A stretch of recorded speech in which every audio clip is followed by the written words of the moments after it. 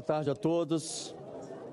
Agradecer aqui a oportunidade de poder estar falando, mas antes de começar a ler o meu discurso, eu acho que eu estou num mundo paralelo, porque inicialmente está todo mundo falando aqui que nós estamos vivendo num país democrático, sendo que vocês estão vendo aqui agora um senador censurado há 2 anos.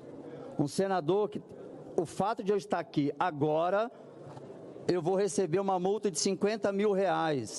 Eu mandei agora para todos os senadores no aplicativo do WhatsApp a decisão do Alexandre de Moraes me proibindo de estar aqui. Está violando o artigo 53, não é o Marcos Duval, é o senador Marcos Duval. Bom, vamos iniciar aqui agora. Eu gostaria de muita atenção de todos, que eu tenho muita coisa para dizer. Primeira coisa que eu tenho a dizer, eu vou falar sobre debriefing. Não sei se já escutaram essa expressão, mas eu vou fazer uma análise pós-gestão atual. Não vou entrar em detalhes se é um bom pai, bom filho, bom irmão, bom... Não é essa a questão aqui, é a questão da função a qual nós fomos demandados pela sociedade. Senhoras e senhores senadores e todo o povo brasileiro, capixaba, sobre essa tribuna, para cumprir meu dever como representante do Espírito Santo e, claro, todo o Brasil. Antes de ingressar na política, dediquei 30 anos à formação de forças especiais das unidades policiais ao redor do mundo, sendo 20 anos deles junto à SWAT americana. Aprendi a importância da capacitação contínua, da disciplina, da estratégia e, acima de tudo, da verdade, da coragem diante das adversidades. Por isso que eu inicio aqui um debriefing. Hoje, como senador, minha principal arma para defender a população é a minha voz, é esse local que eu estou. Mas isso foi me retirado de forma ilegal e inconstitucional. Agora falarei sobre a maior perseguição política da história do Brasil. Impressionante quando a gente fala, as pessoas ainda parecem comentar, conversar, parece que... Eu acho que eu sozinho no mundo paralelo, eu e Girão, não é possível. Porque as pessoas não estão prestando atenção nas coisas que eu vou começar a dizer aqui. E isso pode mudar lá no final, aquela pessoa que pode passar fome e morrer porque não tem o que comer. Não é porque não tem picanha, não vai ter o que comer. E o que eu vou dizer aqui pode fazer a diferença disso. Sejamos responsáveis pela vida humana. Fui submetido... Bom, vou falar sobre a história. O que está em jogo aqui não é apenas a minha liberdade de expressão, mas a independência do Congresso Nacional. Se um senador hoje pode ser censurado, perseguido, calado, sem qualquer base legal, qualquer outro de vocês aqui, senadores e senadoras, poderão ser o próximo. Fui submetido a medidas ilegais e inconstitucionais que ferem direitos garantidos da nossa Constituição, feita aqui. E eu vou citar algumas, que eu, como senador da República, estou ainda em censura há 2 anos. Censura absoluta das redes bloqueadas, das redes sociais bloqueadas, salários embargados e multa de R$50 milhões sem qualquer base jurídica. Liberdade de expressão não é liberdade de difamação. Por isso que nós temos que ter cuidado quando falamos sobre as redes sociais. Discursar aqui na tribuna, aqui no plenário, o ministro Alexandre de Moraes determinou contra um senador da República uma multa de R$50 mil por cada brasileiro que reportar as minhas falas aqui, dessa tribuna do plenário. Sim, gente, é isso mesmo que vocês estão ouvindo. Para cada cidadão brasileiro, tá? Eu mandei para vocês a decisão judicial. Para cada brasileiro que multiplicar minha fala daqui hoje, eu vou pagar R$50 mil por cada brasileiro que postar, me proibindo de estar aqui. E o que fez? Eu peço vênia pela sinceridade, mas o que fez a atual presidência do Senado ao longo desses 2 anos de perseguição, que ainda vem sofrendo como senador da República? Concretamente, nada. mesmo sabendo que eu estava exercendo as minhas funções constitucionais de fiscalizar os outros poderes e ainda como membro da comissão representativa, que muitos nem sabem que existe, o dever de investigar e convocar ministros para esclarecimentos. Foi assim que eu fiz no dia 8 de janeiro. E tem muita coisa que vai aparecer sobre o dia 8 de janeiro. A ilegalidade do ministro Alexandre de Moraes nos últimos tempos tem enfrentado desafios que testam os limites da democracia e das instituições. Mas a democracia não pode ser um sistema seletivo, onde alguns têm voz e outros são silenciados. Aqui estou. A pluralidade de ideias é a essência da República e garantir que ela seja respeitada é um dever de todos nós. A maior perseguição política da história, partindo de um único ministro. Infelizmente, com a conivência da mesa do Senado, que estava, sou o único senador da história do Brasil, escutem, eu sou o único senador da história do Brasil que, enquanto exerce seu mandato, está censurado, com redes sociais bloqueadas, salários bloqueados, com multa de 50 milhões de reais, que eu não tenho nenhum mil reais, e a multa de 50 mil para cada vez que eu estiver aqui nessa tribuna. Tive meu passaporte diplomático e civil suspensos, em total violação dos meus direitos constitucionais de ir e vir, garantido pelo artigo 5º da Constituição, não como senador, como cidadão brasileiro. E como parlamentar e membro da Comissão de Relações Exteriores e Defesa Nacional, tenho o passaporte diplomático suspenso. É uma violação ao artigo 53 da Constituição, é uma violação aos acordos internacionais a quais o Brasil é signatário. E tem gente rindo ainda aqui. Também estão violando o artigo 220 da Constituição, que protege a liberdade de expressão e proíbe qualquer tipo de censura. Isso para todos os brasileiros. E mais, meu gabinete aqui no Senado, minha residência particular, o apartamento funcional, foram invadidos por ordem de um único ministro, sem um fato determinado, sem uma denúncia formal e contra a recomendação da Procuradoria-Geral da República, que proibiu. Mesmo assim, ele invadiu. Isso significa que um único ministro determinou a invasão de um outro poder da República. Pare e pense da gravidade da democracia, que nós não estamos num país democrático. Está aqui um senador censurado. Pare de falar que nós estamos numa democracia. Que hipocrisia! E ainda restam dúvidas sobre a gravidade da censura que sofro. Basta olhar para o que aconteceu com a minha candidatura à presidência do Senado, ninguém sabia. Eu fui candidato, eu coloquei meu nome em dezembro, 19 de dezembro do ano passado. Fui o primeiro a oficializar minha candidatura. E só ontem, através da TV Senado, os meus pares souberam que eu era candidato. Isso é democracia? Ninguém, a imprensa não sabia, ninguém sabia. Isso é democracia? O artigo 53 da Constituição é claro: parlamentares são invioláveis, civil e penalmente por suas opiniões, palavras e votos. Mas a Constituição continua sendo ignorada. O Senado precisa reagir. E essa perseguição, eu vou mostrar para vocês, senhores e senhoras senadores. Não se trata mais de direita, esquerda, governo, oposição. Trata-se de algo maior, que é a defesa da democracia e da Constituição. Democracia e Constituição. Nada mais do que isso.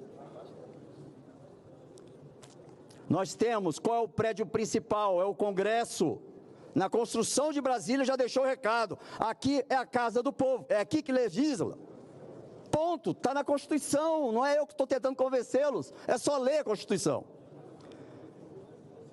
Se permitirmos que um senador censurado, perseguido, amanhã, como eu disse, pode ser um de vocês. E eu não vou apoiar, mesmo que seja de oposição, qualquer tipo de censura e qualquer tipo de perseguição política, que inclusive perseguição política, que é claro que o ministro Alexandre de Moraes está fazendo com a direita, é crime contra a humanidade. O Tribunal Penal Internacional, no momento certo, tornará isso público, e outros órgãos que mais à frente, se eu tiver tempo, eu falarei. O que estamos presenciando hoje é a ditadura da toga, que infelizmente contou com a conivência da atual gestão do Senado Federal. O Congresso precisa retomar seu papel e defender suas prerrogativas, e a separação entre os poderes é fundamental, o respeito e a harmonia entre os poderes. Eu não estou aqui dizendo que vai ter vingança, não. Nós precisamos seguir a Constituição, ponto. Transparência no voto, direito de voto. Mas antes de falar sobre o direito do voto, eu vou mostrar para vocês todas as violações dos meus direitos feitas pelo ministro Alexandre de Moraes. Pode filmar, pode tirar foto.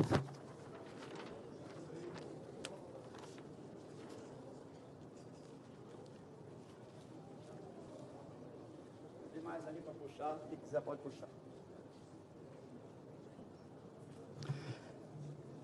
Cada folha dessa é uma violação ao direito de um parlamentar. Aqui não tem nada sobre 8 de janeiro, não tem nada sobre perseguição de presos políticos, tem apenas de um senador da República, que hoje, coincidentemente, chama Marcos Duval. O artigo 1º, parágrafo único da Constituição, estabelece que todo poder emana do povo, que o exerce por meio de representantes eleitos. Se o poder emana do povo, então o direito do povo saber como seus representantes, é direito dele saber como a gente vai votar. A liberdade de expressão garantida pelo artigo 5º, parágrafo 4º e o 9º da nossa Constituição assegura o direito de divulgar o próprio voto, pois se trata de um ato político e não uma decisão privada. Portanto, o direito de tornar público o voto para a presidência do Senado é constitucionalmente garantido. Qualquer tentativa de impedir isso viola a supremacia da Constituição e é um ataque ao princípio republicano. Aqui eu quero agradecer aos 41 senadores, e eu vou fazer questão de ler cada nome. Quero expressar aqui minha profunda gratidão aos senadores que tiveram a coragem de se levantar contra as liminares ilegais, inconstitucionais, impostas contra mim, defendendo não apenas a pessoa do senador Marcos Duval, mas a própria Constituição Federal, especialmente o artigo 53, que garante a nossa imunidade parlamentar. Esses senadores demonstraram compromisso com a democracia e a separação dos poderes e a defesa do mandato parlamentar. 41 senadores subscreveram o ato contra as violações da nossa Constituição. São eles: Alessandro Vieira, todos, senador Eduardo Girão, senador astronauta Marcos Pontes, senador Beto Martins, senador Carlos Portinho, senador Eduardo Gomes, senador Flávio Bolsonaro, senador Isalci Lucas, senador Jaime Bogatti, senador Jorge Seife, senador Marco Rogério, senadora Rosana Martinelli, senador Wilder Moraes, senador Magno Malta, senador Oriovisto Guimarães, senador Rodrigo Cunha, Soraya Tronic, Steven Valentim, Zequinha Marinho, Espiridião Amin, Luiz Carlos Raine, Tereza Cristina, Ciro Nogueira, Castelar Neto, Doutor Irã, Jorge Cajuru, Chico Rodrigues, Luca Barreto, Valdernan Cardoso, Sérgio Petecão, Nelson Trade, Plínio Valério, Cleitinho, Damares Alves, Hamilton Mourão, Messias Jesus, Alan Rios, Márcio Bittar, Sérgio Moro, Jaime Campos. A esses colegas que se não curvaram, têm o meu total respeito e admiração. Meu compromisso com a democracia e a Constituição segue inabalável. Não podemos permitir disputas políticas que desviem do nosso verdadeiro propósito, que é servir o povo brasileiro. As divergências são parte da democracia, mas não podem ser resolvidas na base do autoritarismo e da perseguição política. O Brasil precisa avançar com instituições fortes, respeito e cumprimento à Constituição e um Congresso independente, principalmente corajoso.